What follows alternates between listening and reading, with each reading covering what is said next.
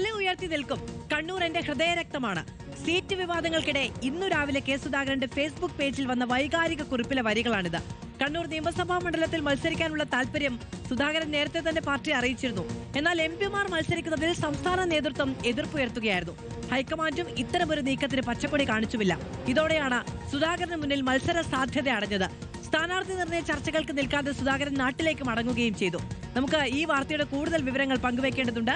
തിരുവനന്തപുരത്ത് നിന്ന് റോഷിപാലും, കണ്ണൂരിൽ നിന്ന് അർജുൻ കല്യാടും, ഡൽഹിയിൽ നിന്ന് നോബിൾ മാലിക്കാരനും നമ്മളോടൊപ്പമുണ്ട്. റോഷിപാലിലേക്ക് പോകാം. നമുക്ക് ആദ്യം റോഷിപാൽ, മത്സരിക്കും എന്ന് കെ സുധാകരൻ നമ്മളോട് പറയുന്നത് കേട്ടു. പക്ഷേ ആ 3 തവണത്തെ പ്രഖ്യാപനം സുധാകരന്റേത് മാത്രമായിരുന്നു. പാർട്ടി ആ വഴിക്ക് പോയില്ല, ഉടക്കിലാണ്.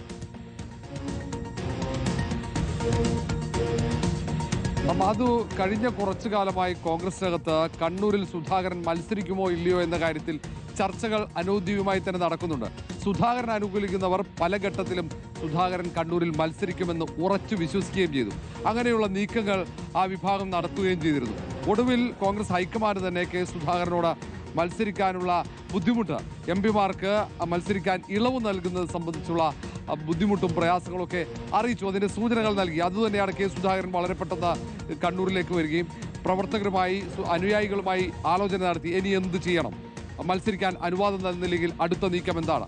അങ്ങനെ ആദ്യഘട്ടത്തിൽ തന്നെ ഒപ്പമുള്ളവർ പറഞ്ഞത് തങ്ങൾ പദവികൾ രാജിവെക്കുന്നതാണ്. അവർ ഈ കാര്യം കോൺഗ്രസ് നേതൃത്വത്തെ അറിയിക്കുകയും ചെയ്തു.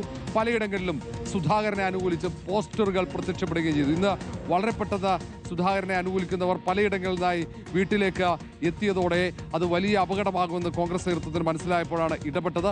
ഏതായാലും സുധാകരൻ കടുത്ത നിലപാടിൽ മുന്നോട്ട് പോകും എന്ന് തന്നെയാണ് സുധാകരനുമായി ബന്ധപ്പെട്ടവർ നൽകുന്ന സൂചന. തിങ്കളാഴ്ച ദില്ലിയിലെത്തി രാഹുൽ ഗാന്ധി അടക്കമുള്ള നേതാക്കളുമായി ആശയവിനിമയം നടത്താൻ സുധാകരൻ തയ്യാറാകുമോ എന്നതാണ് ഇപ്പോൾ എല്ലാവരും കാത്തിരിക്കുന്ന. സുധാകരൻ അടുത്ത നീക്കം എന്താണെന്നത്.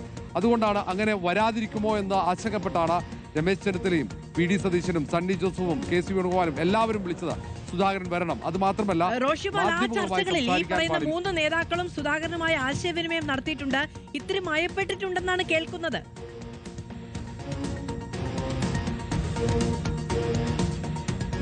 മാധു, സുധാകരനെ സംബന്ധിച്ചിടത്തോളം പല ഘട്ടങ്ങളിലായി ഇതുപോലെ മയപ്പെടുമെങ്കിലും പിന്നീട് തിരിച്ച് കേരളത്തിലേക്ക് എത്തുമ്പോൾ തന്റെ അനുയായികളുമായി ആശയവിനിമയം നടത്തുമ്പോൾ നിലപാട് മാറ്റുന്നതാണ് പതിവ്. അതാണ് സുധാകരന്റെ നിലപാടിന്റെ ചരിത്രം. അങ്ങനെയാണ്. പ്രവർത്തകർക്കൊപ്പം പ്രവർത്തകരുടെ വികാരത്തിനനുസരിച്ച് സുധാകരന്റെ നിലപാടും മാറും. നേരത്തെ ഈ അപകടം, എംപിമാർ മത്സരിച്ചാൽ ഉണ്ടായേക്കാവുന്ന അപകടം നേരത്തെ തന്നെ മുന്നറിയിപ്പ് ഹൈക്കമാൻഡും KPC നേതൃത്വവും ഒക്കെ നൽകിയതാണ്. കാരണം എളുപ്പത്തിൽ എംപിമാർക്ക് നിയമസഭയിലേക്ക് ജയിച്ചു വരാൻ കഴിയും. പക്ഷേ ഉപതെരഞ്ഞെടുപ്പ് വന്നു കഴിഞ്ഞാൽ ഈ രാഷ്ട്രീയ സാഹചര്യം ആയിരിക്കില്ല. അപ്പോൾ അവിടെ എംപിമാർക്ക് പകരക്കാരെ വിജയിപ്പിച്ച് എത്തിക്കുക എന്നത് അത്ര എളുപ്പമായിരിക്കില്ല എന്ന വിലയിരുത്തലാണ്. അത് വിവിധ സർവേകളിലും അങ്ങനെ തന്നെയാണ്. അതാണ് നേതൃത്വത്തെ ഭയപ്പെടുന്നത്. ഉപതെരഞ്ഞെടുപ്പ് അടിച്ചേൽപ്പിച്ചു എന്ന വികാരമുണ്ടാകും ജനങ്ങൾക്കിടയിൽ. അത് തിരിച്ചടിയാകുമെന്ന ആശങ്കയാണ് കോൺഗ്രസ് നേതൃത്വത്തിന്. അതുകൊണ്ടാണ് എംപിമാർ ഒരാൾക്ക് മാത്രം ഇളവ് നൽകാൻ കഴിയില്ല. MK രാഘവനും അടൂർ പ്രകാശും കൊടിക്കുന്നിൽ സുരേഷ് അടക്കം നിരവധി പേർ വരിവരിയായി കാത്തിരിക്കുന്നുണ്ട്. ഒരാൾക്ക് അനുമതി നൽകിയാൽ പിന്നാലെ അവരൊക്കെ മത്സരിക്കാൻ സന്നദ്ധരാണ്. അതുകൊണ്ടാണ് സുധാകരന് മാത്രം ഇളവ് നൽകേണ്ടതില്ലെന്ന തീരുമാനം കോൺഗ്രസ് നേതൃത്വം എടുക്കുന്നത്. പക്ഷേ സുധാകരൻ അക്കാര്യത്തിൽ കടുത്ത നിലപാടാണ്. കാരണം KPCC അധ്യക്ഷ സ്ഥാനം നിന്ന് മാറ്റുമ്പോൾ തനിക്ക് കണ്ണൂരിൽ മത്സരിക്കാനുള്ള അനുമതി നൽകുമെന്ന് ഉറപ്പ് ലഭിച്ചുവെന്നാണ് സുധാകരനെ അനുകൂലിക്കുന്നവരും പറയുന്നത്. പക്ഷേ കോൺഗ്രസ് നേതൃത്വം അത് അംഗീകരിക്കുന്നില്ല. ഏതായാലും ചർച്ചകൾ ഇനിയും തുടരും. തൽക്കാലത്തേക്ക് ദില്ലിയിലേക്ക് വരാം എന്നതിനപ്പുറത്തേക്ക് കൂടുതൽ ചർച്ചകളൊന്നും ടെലിഫോണിൽ നടന്നിട്ടില്ല. നമ്മളോടൊപ്പം തുടരുന്നുണ്ട്. ഈ ഡൽഹിക്ക് വിളി അവിടെ എത്തിച്ച് സമാധാനിപ്പിക്കാനും ഇനി സുധാകരൻ ഇഷ്ടമുള്ള ആളെ തന്നെ, ആരെ പറയുന്നു അയാൾക്ക് തന്നെ സീറ്റ് കൊടുക്കാനുള്ള സമവാക്യം മുന്നോട്ട് വെക്കാനുമാണ് എന്നുള്ളതാണ് മനസ്സിലാക്കാൻ കഴിയുന്നത്. അതുകൊണ്ട് പരിഹരിക്കപ്പെടുമോ എന്നുള്ളത് നമുക്ക് ചിന്തിക്കേണ്ടതുണ്ട്.